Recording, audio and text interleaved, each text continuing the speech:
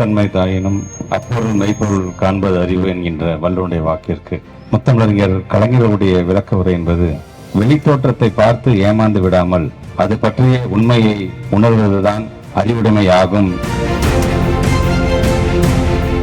ஒட்டுமொத்த தமிழ்நாட்டிலேயே இன்றைக்கு ஒரு 15 மாவட்டங்களில் இது போன்ற இந்த ரோபோட்டிக்ஸ் லேபை திறக்கின்ற நிகழ்வு, அதை எங்க நம்ம ஆரம்பிச்சு வைக்கிறோம்னா நம்மளுடைய திருச்சி மாவட்டத்துல, நம்முடைய திருவெம்பூர் தொகுதியில, துவாக்குடி நகராட்சியில இன்றைக்கு நம்முடைய நகராட்சி நிர்வாகத்துறை அமைச்சர் அண்ணன் தொடங்கி வைக்கிறார் என்று சொன்னால் தமிழ்நாடு முழுவதும் இன்று முதல் அது செயல்பட இருக்கின்றது என்று அர்த்தம்.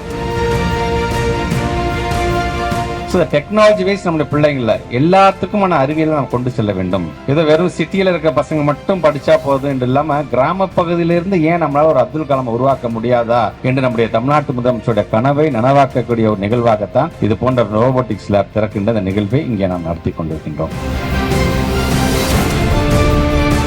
இன்னைக்கு இந்த லேப் நாங்கள் திறந்து வைத்திருக்கிறோம் என்று சொன்னால் அது முழுமையாக நீங்கள் பயன்படுத்திக்கோங்க. எங்களுக்கான இன்னொரு மிகப்பெரிய ஒரு பெருமை என்பது எங்களுடைய இனமான பேராசிரியருடைய 103வது பிறந்த நாளில் ஒரு பள்ளி கல்வித்துறை சார்ந்திருக்கின்ற ஒரு நிகழ்ச்சியில நானும் அண்ணனும் கலந்து கொள்கிறோம். எனக்கு தெரிஞ்ச தமிழ்நாட்டில் வேறு யாருமே இந்த நிகழ்ச்சியை நடத்திட்டு இருக்க முடியாது என்பதை அவருக்கு நாங்கள் செலுத்துகின்ற ஒரு மரியாதையாக, ஒரு பெருமையாகத்தான் நாங்கள் கருதுகின்றோம்.